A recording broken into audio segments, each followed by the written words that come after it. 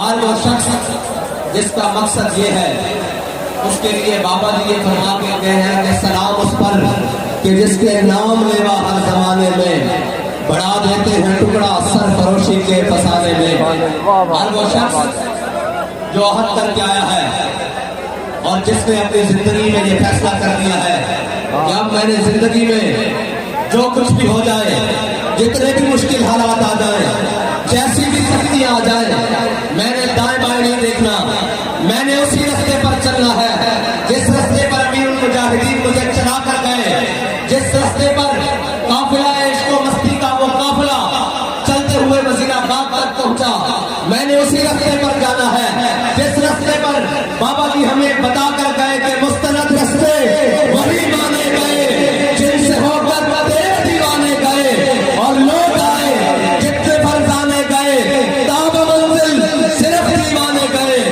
کون سے دیوانے؟ میرے آقا مولا صلی اللہ علیہ وسلم نے الفاروق کے مقام پر جیسے ہاتھ میں مسواک نہیں تھی، اس وقت ہاتھ میں اس وقت کھڑی نہیں تھی، میرے آقا مولا کے ہاتھ میں وہ تلوار تھی۔ میرے آقا مولا نے پوچھا کون ہے جو اس کا حق ادا کرے گا، کون ہے جو اس کا حق ادا کرے گا؟ بہت سارے لوگ آگے آئے، کسی نے یہ نہ پوچھا کہ حضور اس کا حق کیا ہے۔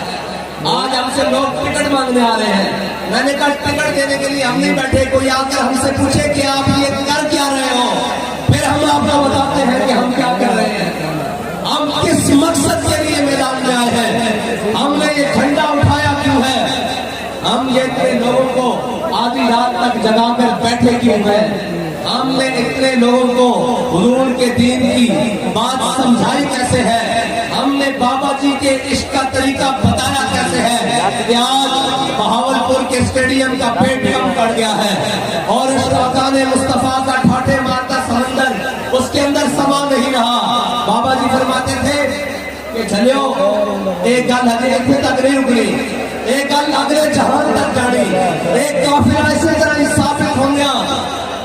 حضور دے غلامہ کا بابا جی نے پیچھے چلنا اس منظر دینا کہ ہم صبح حشر چلیں گے شاہ ابرار کے ساتھ اور قافلہ ہوگا رواں قافلہ سالار کے ساتھ۔ میرے آقا مولا نے ایسے تلوار بلند کی، میرے آقا نے فرمایا کون ہے جو اس کا حق ادا کرے گا؟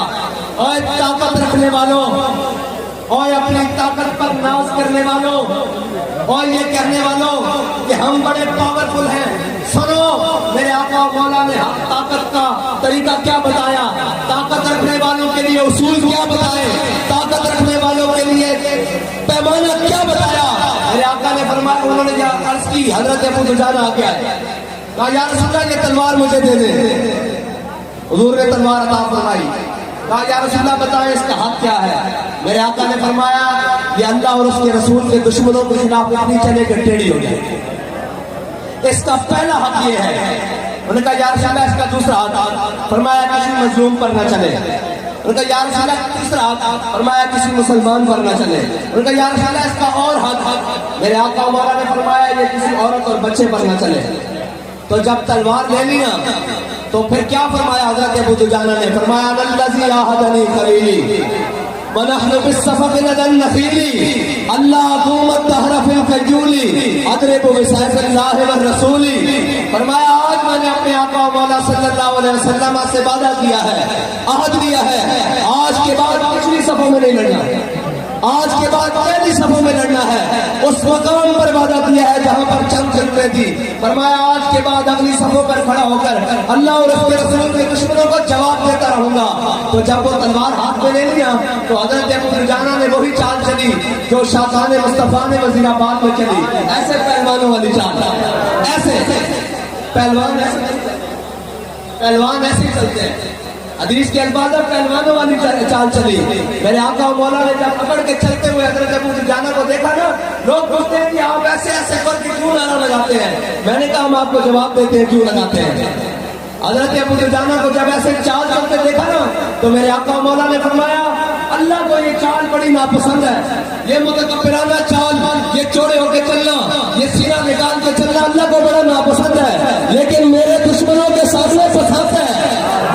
تو لبیک والے بھی وہ ہیں جو حضور کے دشمنوں کے سامنے سینہ چوڑا کر کے چلتے ہیں، آنکھیں اٹھا کر چلتے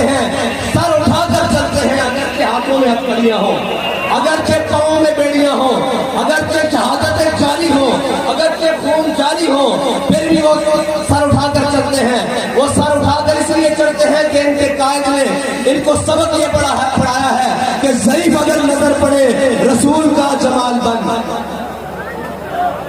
जिनको मिलने के लिए बड़े बड़े ताकतवर, बड़े बड़े एमएनए, बड़ी बड़ी सियासी जमातों के सरबराह, बड़े बड़े ओहदेदारान जिनको मिलने के लिए दरवाजों पर खड़े रहते हैं, वो लोग नहीं मिलते, इसलिए कि वो हमारे ज़मीर का सौदा करने आते हैं। लेकिन जिनके कायद ने उनको सबक पढ़ाया है कि ज़ईफ अगर नजर पड़े रसूल का जमाल बन, तो वो सरवर शाह साहब हो, वो चोलिस्तान की रोया हो, वहां उनको पानी की इमदाद पहुंचाने के लिए खुद चले जाते हैं, क्योंकि इनके कायद ने उनको सबक पढ़ाया है कि ज़ईफ अगर नजर पड़े रसूल का जमाल बन।